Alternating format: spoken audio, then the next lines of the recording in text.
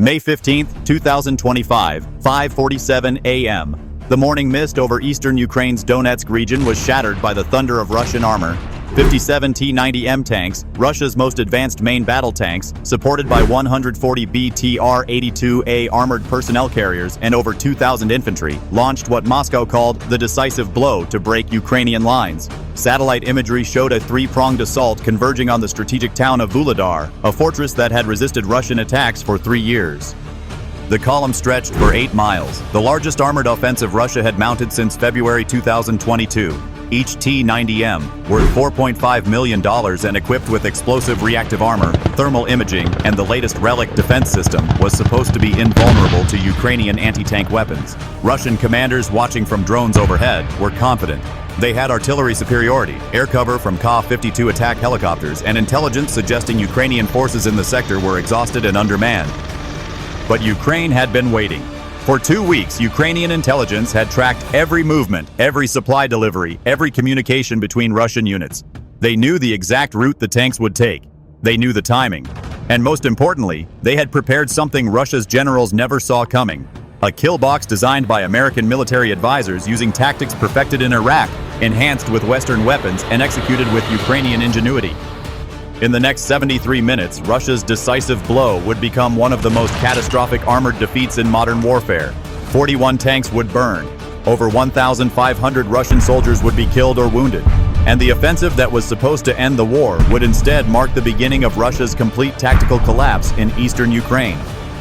Subscribe and witness how Ukraine turned Russian confidence into crushing defeat.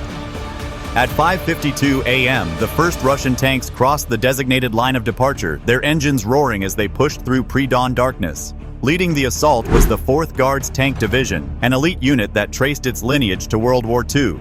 Their objective was simple: punch through Ukrainian lines, reach Vuhledar by noon, and open a corridor for follow-on forces to exploit. But 3,000 feet overhead, invisible to Russian forces, American-supplied RQ-21 Blackjack drones were transmitting real-time footage to Ukrainian command posts. Every tank was tracked, every infantry squad mapped, every support vehicle tagged. Ukrainian artillery crews manning M777 howitzers provided by the United States and Caesar self-propelled guns from France had already calculated their firing solutions. The Russians moved in classic Soviet doctrine. 3 echelons, with tanks leading, infantry following, and support vehicles in the rear. They believed their electronic warfare systems were jamming Ukrainian drones. They were wrong. Ukraine was using new frequency hopping technology provided by the Pentagon just weeks earlier, immune to Russian jamming. At 6:03 a.m., Russian lead elements entered the first kill zone without knowing it. Ukrainian engineers had spent 2 weeks preparing this ground. Not with traditional mines that could be detected and cleared, but with American M21 remote anti-tank mines that could be activated on command, and British L9 bar mines that were virtually invisible to detection equipment. The trap was set in layers. First came the artillery. At 6:05 a.m., Ukrainian guns opened fire with American M982 Excalibur GPS-guided shells. These weren't ordinary artillery rounds. Each one cost $68,000 and could hit within 3 feet of its target from 25 miles away. The first salvo targeted Russian command vehicles, identified by their multiple antennas and positioned safely in the middle of the column. 3 command BTRs exploded simultaneously. The Russian battalion commander, Colonel Viktor Volkov, was vaporized along with his entire staff. The column immediately lost coordination. Tank platoons couldn't communicate with each other. Infantry didn't know whether to advance or take cover. The carefully orchestrated assault began to fragment. Then came the drones. Ukraine launched 60 FPV kamikaze drones, each carrying a 3-kilogram shaped charge capable of penetrating tank armor from above. These weren't military drones. They were commercial units modified in Ukrainian workshops, costing less than $500 each but deadly effective. They dove from altitude like angry wasps, too small and fast for Russian air defenses to track. Like and subscribe to see how Ukraine's perfect ambush unfolded. At 6:11 a.m., the first wave of drones struck. Russian tank crews buttoned up inside their vehicles never saw them coming. The drones targeted the tank's weakest points, the engine grills and turret tops where armor was thinnest. T-90M number 231, pride of the 4th Guards, took a direct hit on its autoloader. The explosion detonated the ammunition carousel, launching the 12-ton turret 100 feet into the air in what tank crews grimly call the jack-in-the-box effect. Within seconds, 6 more tanks were burning. Russian crews began abandoning their vehicles, preferring to face Ukrainian infantry rather than burn alive in steel coffins. But as they dismounted, they triggered the second layer of Ukraine's trap. Hidden in tree lines and ruins, 40 Ukrainian Special Forces operators armed with American Javelin and British NLAW anti-tank missiles began their work. These weren't conscripts. They were veterans who had been fighting Russians since 2014, each one capable of destroying a tank from 2 miles away. The Javelins, using infrared guidance, locked onto heat signatures and struck from above in top attack mode. The NLAWs, fired at closer range, could penetrate any armor Russia possessed. Russian infantry, seeking cover in a small forest, discovered the third layer of horror. Ukrainian forces had pre-registered these positions with their artillery. Within seconds of Russian troops entering the woods, airburst shells began exploding above the trees, showering the area with thousands of steel fragments. The forest became a slaughterhouse. At 6:24 a.m., Russian commanders attempted to rally. The surviving tanks of the second echelon pushed forward, trying to break through by sheer mass. This was exactly what Ukraine wanted. As the Russian armor bunched up to push through perceived weak points, Ukrainian operators activated the remote mines. 18 T-90Ms were destroyed in less than 30 seconds, their burning hulks creating barriers that trapped vehicles behind them. The Russian column was now split into 3 isolated groups, each unable to support the others. Ukrainian artillery shifted to walking fire, systematically destroying vehicles from rear to front, ensuring no escape route remained open. Russian soldiers began fleeing on foot, abandoning weapons and equipment. Some ran toward Ukrainian lines with hands raised. Others fled back toward Russian positions, only to be shot by their own barrier troops, units positioned behind attacking forces with orders to shoot anyone who retreated. At 6:38 a.m., Russia attempted to salvage the operation with air support. 4 K-52 Alligator attack helicopters swept in at treetop level, their 30mm cannons blazing. But Ukraine had anticipated this too. Hidden among the ruins were teams armed with American Stinger missiles and Polish Piorun manpads. The first Ka-52 exploded before its pilot even knew he was targeted. The second tried to evade but flew straight into a crossfire of 3 missiles. Both helicopters crashed in flames, their million-dollar sensor suites and weapons systems turned to smoking scrap. By 6:52 a.m., the Russian offensive had completely collapsed. The battlefield looked like a glimpse of hell. Burning vehicles stretched for miles, the air thick with smoke and the screams of wounded men. Russian soldiers huddled in shell craters as fires burned along the route. Intercepted calls reported chaos on the net and repeated requests for CASVAC. Still watching? The aftermath would shock military analysts worldwide. At 7 a.m., just 73 minutes after the offensive began, Ukrainian forces launched their counterattack. It wasn't a massive charge, but a methodical advance by infantry supported by Western-supplied Bradley fighting vehicles.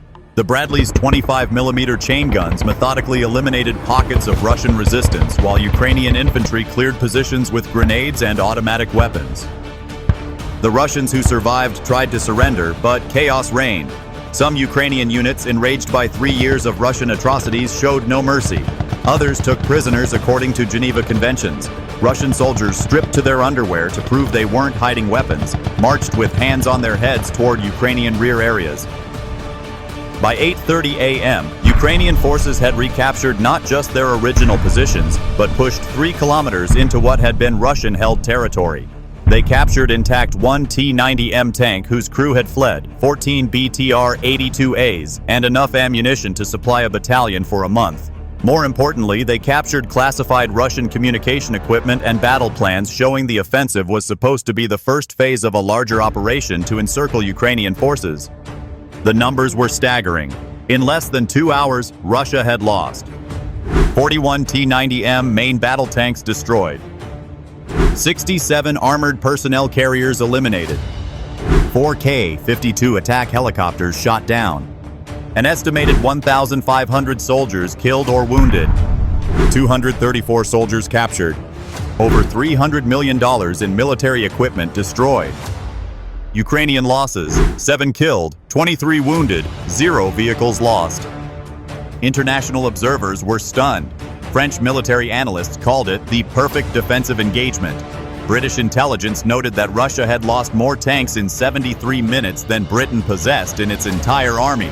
American advisors watching via satellite simply noted, textbook execution of distributed defense. But the real impact was psychological. Russian military bloggers, usually reliable propaganda sources, couldn't hide the disaster. Videos of burning tanks flooded Telegram channels. Mothers in Russia began receiving notifications that their sons were missing. The myth of Russian military superiority, already damaged, was shattered completely. In Moscow, the blame game began immediately. 3 generals were arrested within hours. The commander of the Southern Military District was relieved. Russian state media, which had promised victory by breakfast, went silent about the offensive. When they finally reported, they claimed a tactical readjustment had taken place. The truth was far worse. Intercepted communications revealed Russian units refusing orders to advance. Tank crews were abandoning their vehicles rather than enter combat. Some units reported 50% desertion rates.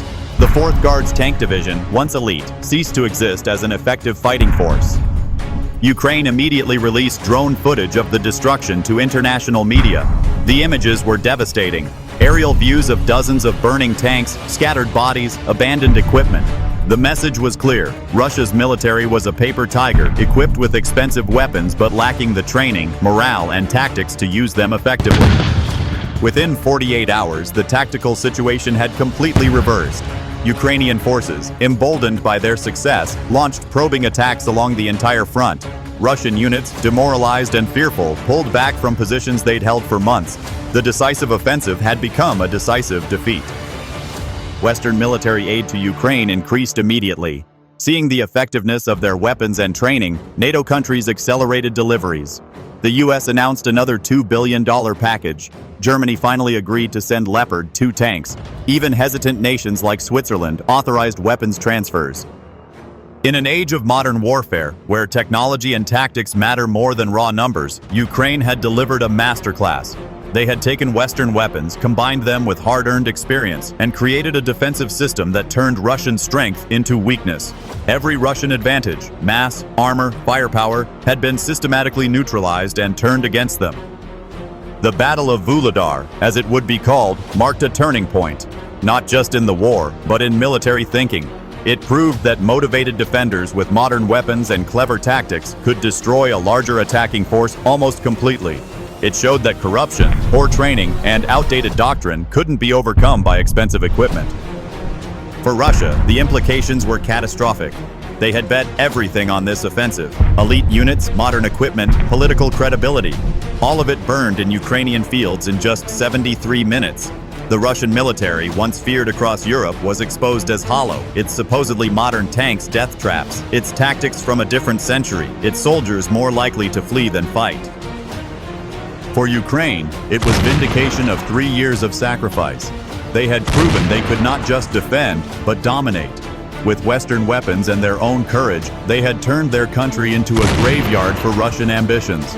Every burned tank sent a message. Ukraine would not just survive, it would win. The message echoed from the burning fields of Donetsk to every capital in the world. The age of mass tank assaults was over. The age of smart defense had begun. And in this new age, it wasn't the biggest army that won, it was the smartest.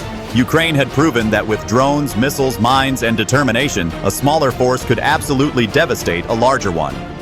If you stand with Ukraine's defenders and believe in the triumph of courage over aggression, subscribe and share this story. Remember this: when tyranny sends its tanks, democracy sends them back in flames.